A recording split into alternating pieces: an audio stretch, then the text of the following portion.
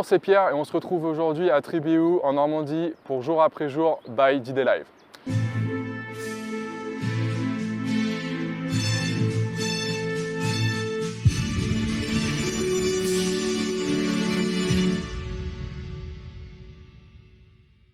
Donc on est à Tribéhout, au sud de Carentan précisément, au milieu de la Normandie, et aujourd'hui je vais vous parler de ce que les vétérans du 297e Engineer Combat Bataillon appellent le bombardement de Tribéhout. Mais avant de parler de cela ensemble, on va remonter un petit peu le temps, le 12 juillet. Donc le 12 juillet 1944, donc on est presque un mois et demi après le débarquement, le 297e est en position à Saint-André-de-Beaumont, au nord de Tribéhout. Major Wallace va prendre l'initiative d'avancer le poste de commandement dans un petit village au nord de Tribéhout, à 600 mètres, dans le petit village du Port. Pourquoi? Il ordonne sa compagnie C de construire 2 ponts belais à l'ouest du petit village du Port, au-dessus de la Taute. À ce moment-là, le 297e va pas rentrer directement dans Tribéhout, mais va être stationné dans les environs du port. Pourquoi? Tout simplement pour pouvoir rentrer dans Tribéhout, les Allemands ont pris l'initiative dans leur retraite de détruire le seul pont praticable sur la Taute. Ce pont était fait de pierre et le 297e va recevoir l'ordre de terminer, je dirais, la destruction de ce pont pour pouvoir construire un pont belais. Lorsque les hommes du 297e se sont approchés de ce pont pour pouvoir le détruire, ils ont rencontré leurs camarades de la 83e division.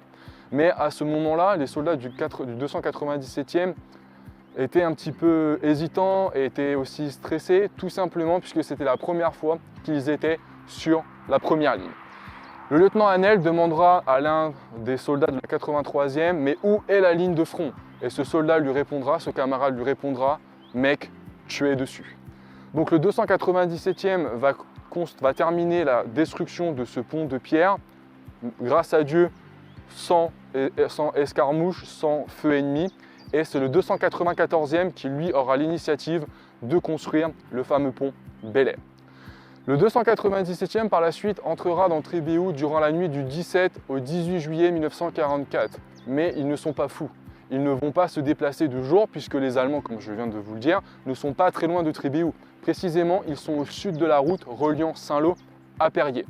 Donc ce déplacement se fera de nuit et les camions devront garder un intervalle de 30 mètres entre eux. Donc je vous laisse un petit peu imaginer comment ça a dû être long pour le 297e d'amener ses troupes et ses équipements donc de Saint-André-de-Beaumont jusque Tribéhout.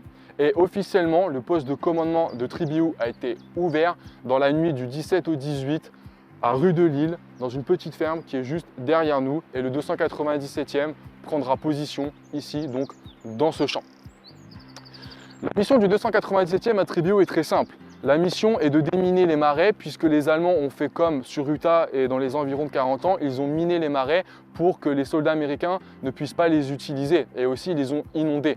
Donc la mission va être très fâcheuse pour le 297e, je dirais, puisque Colonel Fox, à ce moment-là, donc le commandant du 297e, n'a pas du tout de barque pour emmener ses hommes. Alors c'est très marrant puisque le 297e a eu des barques pour profiter, je dirais, du lac artificiel donc de Fréville, pour s'amuser après la bataille de Cherbourg, mais pas pour faire leur boulot, pour, je dirais, durant la guerre, pour déminer ces fameux marais.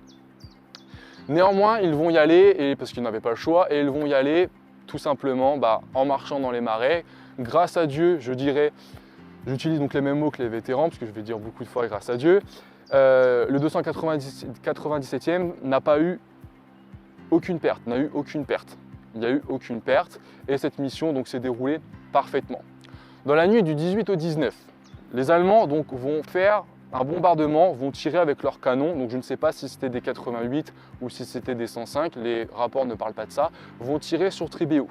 Le capitaine Del Cecolo va prendre une escouade pour aller voir un petit peu ce qui se passait au premier carrefour au sud de Tribéhout, où aujourd'hui il y a le calvaire au croisement, personne ne peut le rater.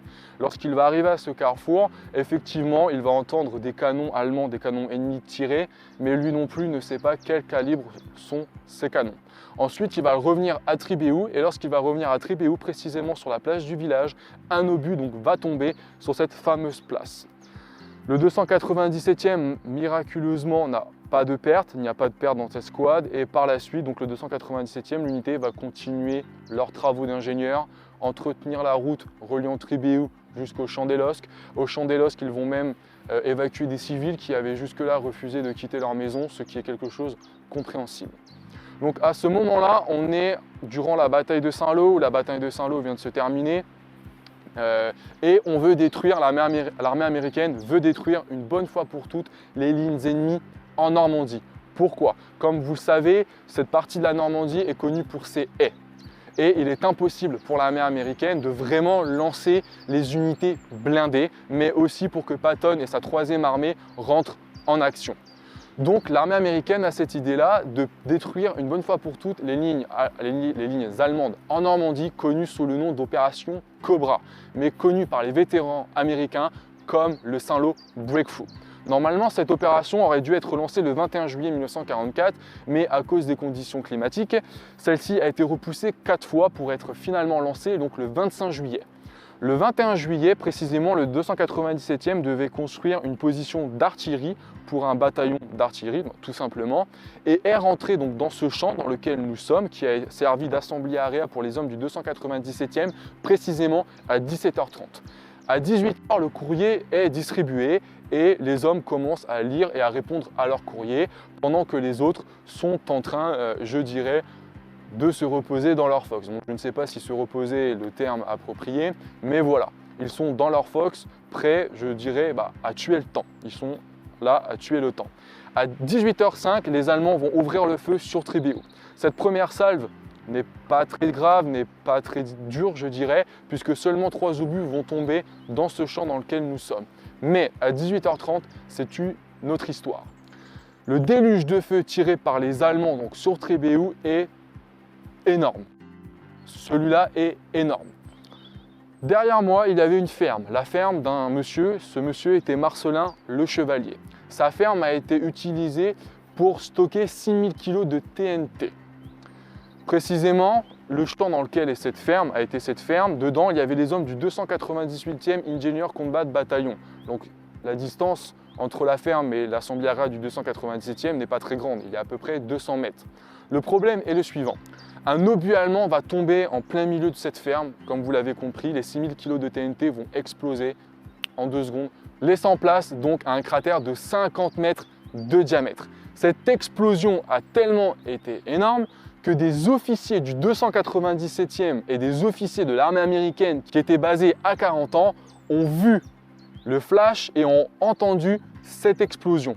Malheureusement, donc, le 297e va subir des pertes et je pense précisément à ce jeune soldat de 18 ans. Son nom était Joseph Gadjewski. Il était Private First Class, il avait 18 ans. Il était considéré par ses hommes, par ses camarades, comme étant l'homme le plus grand et le plus costaud donc, de l'unité. Il avait seulement 18 ans. Je ne sais pas précisément où il a perdu la vie dans le champ, j'aimerais le trouver, mais je pense que malheureusement cela serait impossible aujourd'hui puisque l'environnement a tellement changé depuis presque 80 ans maintenant.